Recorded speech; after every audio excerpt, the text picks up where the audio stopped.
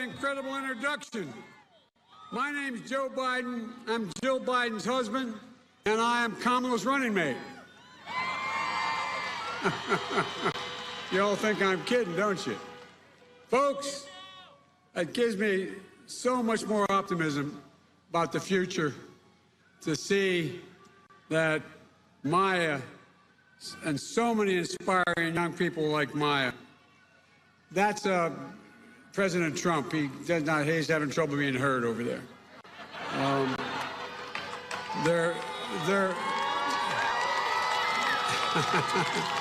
They're a very polite bunch.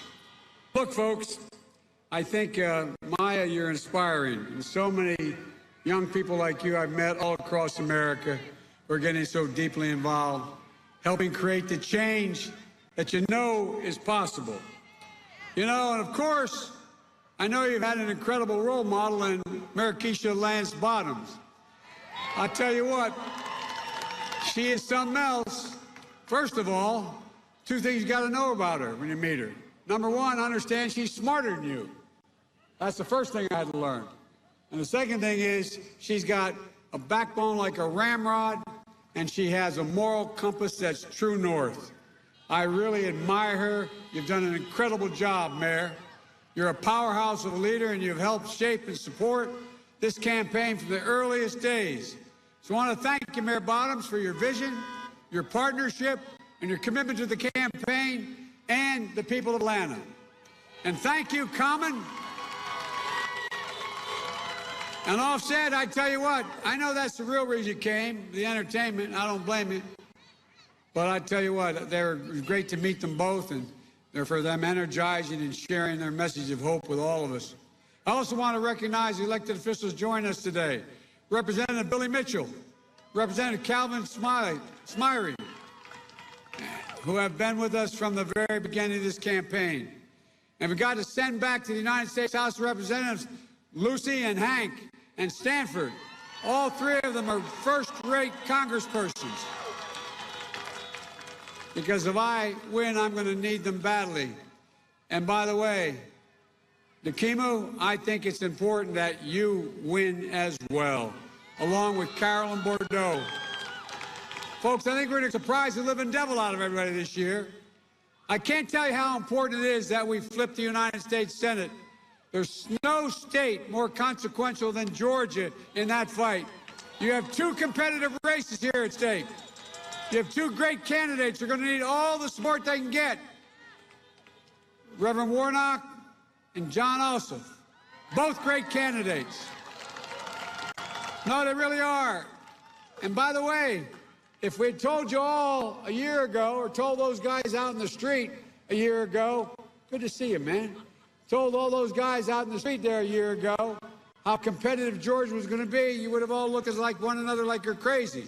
But look, it doesn't take long for people to figure out when the game is up. You know, when the Carney show goes through town the first time and people find out there's no pea under any one of the three shells, the next time it comes back, it doesn't get much attention. Well, that's what the Trump administration has done.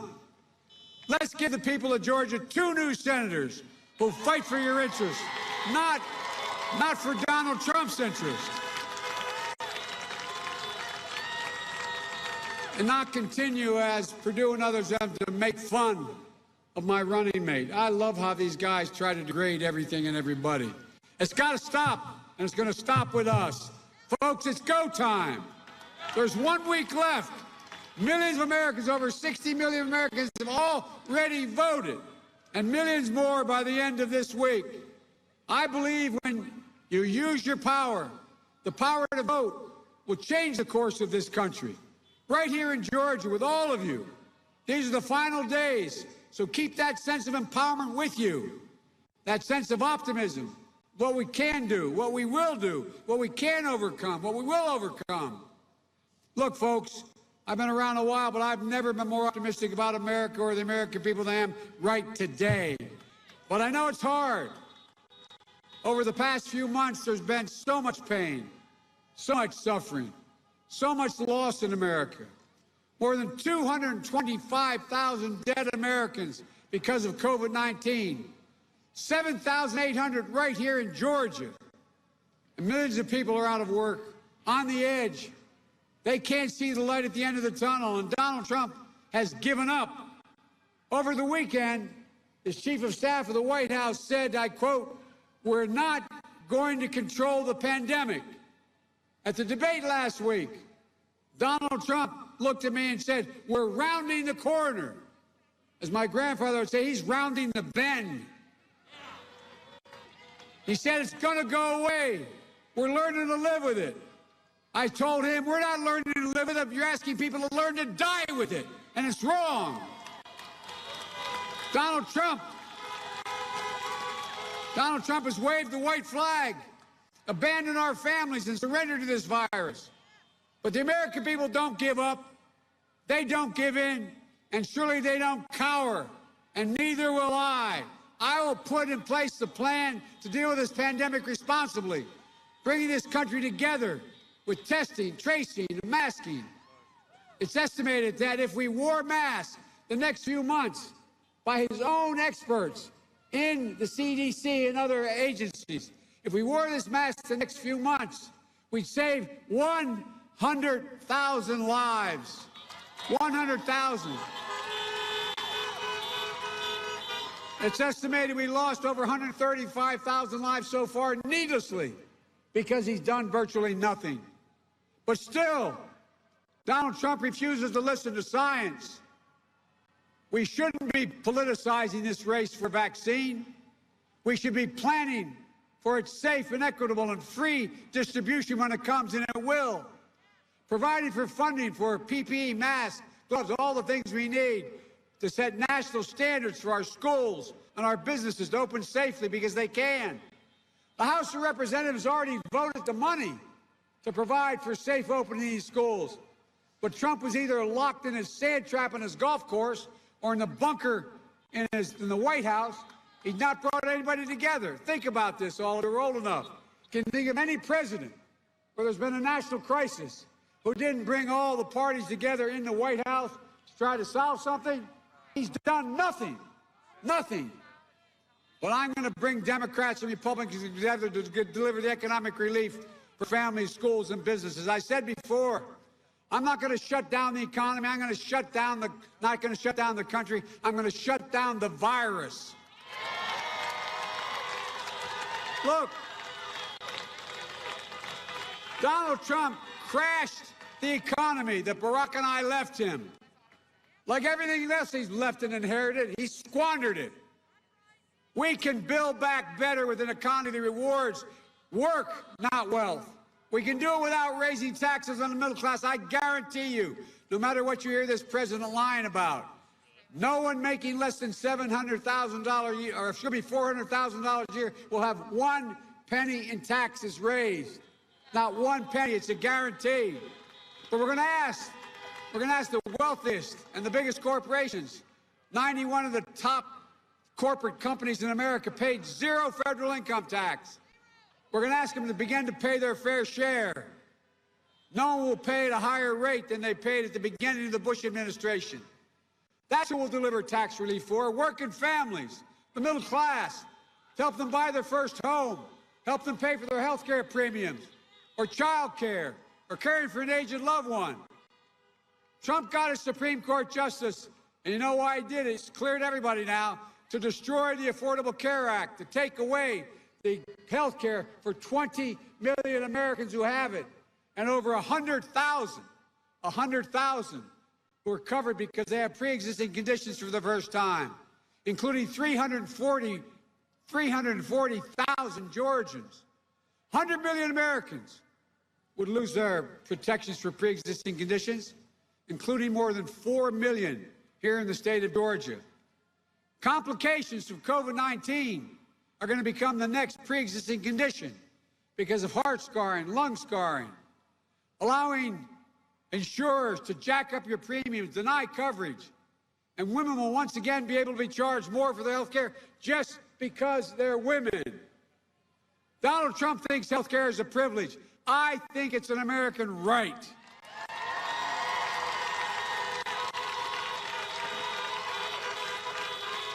Look, and if we all get out and vote You'll not only store Obamacare, but will strengthen it and build on it.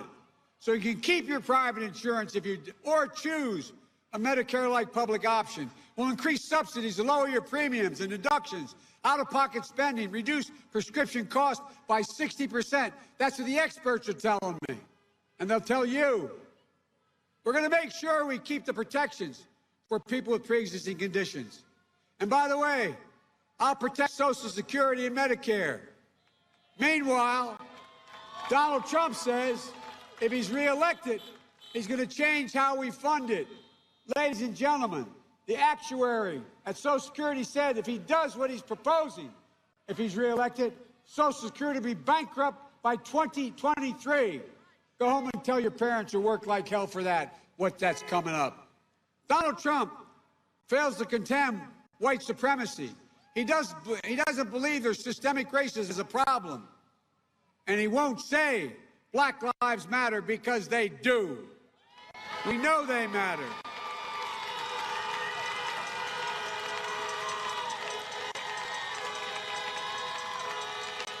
That's why a season of protest has broken out all across the nation. Protesting, though, is not burning and looting. Violence can never be a tactic or tolerated, and it won't. But much of it is a cry for justice from a community that has long had the knees of injustice on their necks. The names of George Floyd, Breonna Taylor, Jacob Blake will not soon be forgotten. Not by me, not by us, not by this country. Folks, they're going to inspire a new wave of justice in America. But true justice is also about jobs, good-paying jobs, at least, as the mayor got done here, a $15 minimum wage and financial stability. We're going to pass a national $15 an hour minimum wage. Nobody should have to work 2 jobs to be above the poverty level. It's wrong. We're going to change it. And by the way, when we do it, what all the experts will tell you, even the Wall Street types, we're going to raise the economy, raise the standard of living for everybody. When folks at the bottom do better, everybody does better all the way up the ladder. We're going to give Black and minority families a real shot to own a home, start a small business, send a child to college debt-free so they can build wealth and pass on opportunity through the generations like everybody else who's moved in the middle class has been able to do.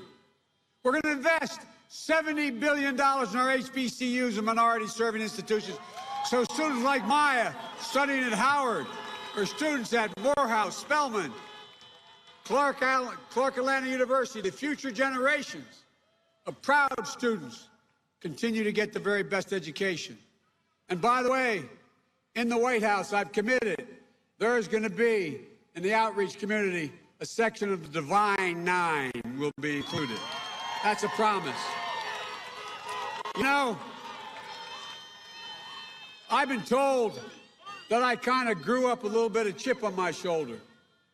Being an Irish Catholic kid in the town that kind of looked down on it, I tell you what, you know, I didn't realize I do, but I realize I do have a chip on my shoulder. When I read from serious people about 8 months ago, something about how if I were elected president, I'd be the first president who didn't go to an Ivy League school in a long time. Like somehow it meant I didn't belong. I know Senator Harris would be the first HBCU graduate to serve as vice president. And I say it's about time a graduate from a state university and an HBCU graduate are in the White House. Don't tell me we can't do it. Because if we're sitting there, you will be there too, I promise you. Folks,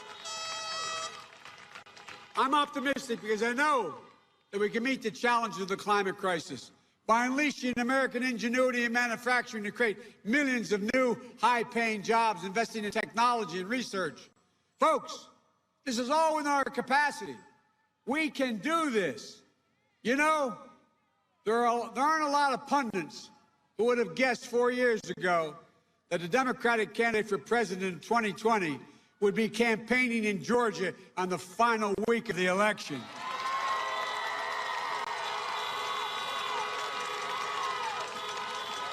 Or that we'd have such competitive Senate races in Georgia.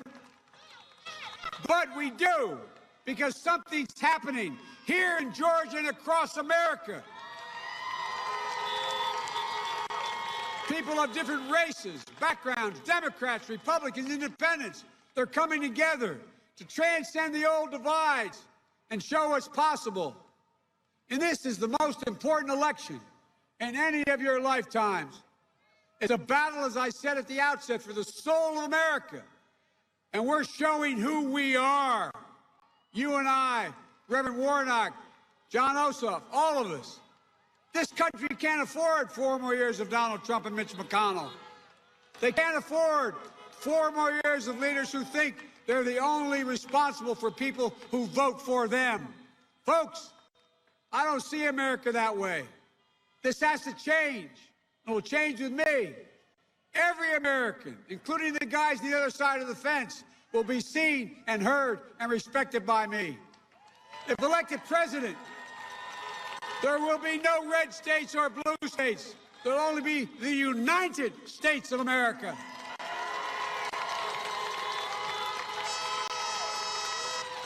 I was reminded of that earlier this month when I went to the sacred grounds at Gettysburg. Abraham Lincoln taught us about the need to unite a nation. I was reminded of that earlier today when I was up in Warm Springs, reflecting on Franklin Roosevelt taught us about the need to heal our nation. Folks, I'm running as a proud Democrat, but I'll govern as an American president to unite and to heal. And I promise you, look at my whole career. I'll work as hard for those who don't support me as those who do. That's the job of a president, a duty to care for everyone. So in these final days, stay empowered, stay optimistic, stay united, because you too have a sacred duty. The duty to vote.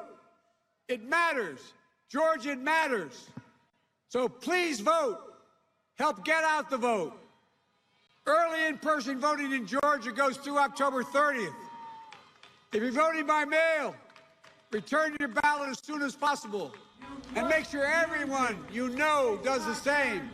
Don't just take yourself to the polls. Bring your brother, your sister, your mom, your dad, your neighbor, your friends. Drop your ballot off in the ballot box. Visit iwillvote.com/GA to find the location in your community. And remember, the final words left to us by your late congressman, my personal friend, an American hero, John Lewis. He said, quote, "The vote is the most powerful, nonviolent change agent you have in a democratic society." He went on to say, "You must use it. It's not guaranteed. You can lose it. Use it. You have the power to win this election. There's nothing beyond our capacity. There's no limit on America's future. The only thing that can tear America apart is America itself. No other nation can do it. Only America can tear America apart. Everybody knows who Donald Trump is. Let's show them who we are. We choose hope over fear. Unity over All right, folks, division. Roland Martin here. Roland Martin, we are live here in Atlanta, Georgia, where just a few moments ago, Joe Biden just finished speaking on the stage there. This is a drive-in rally. This is actually Aaron's Amphitheater here in Atlanta. And so what you're seeing here, you're seeing all of these cars here, of course, at this drive-in rally. Yesterday, of course, we were in South Columbia, South Carolina on yesterday, where David Harrison had his rally at Benedict College. Outside of the stadium. Right. And so what is happening here, same thing is happening. A little bit earlier, Common, he performed along with Pastor William Murphy, their version of Glory that took place on yesterday. A number of people are here right now, folks.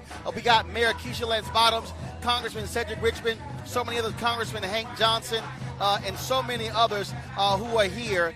They are here, of course, supporting Joe Biden. Here we are, 7 days out, 7 days before the election, and to see a Democrat campaigning in Georgia is a very big deal. It's a very big deal. And so we talked with, first of all, it's not just Joe Biden in a tight race. John Ossoff, Democratic Senator, running against Senator David Perdue. Very tight race there. Reverend Raphael Warnock, he's running against Senator Kelly Loeffler.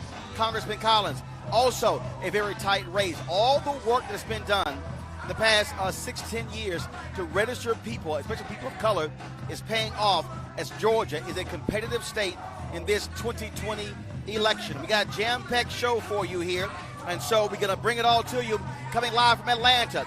This is Roland Martin Unfiltered. It's time to bring the funk. Let's go.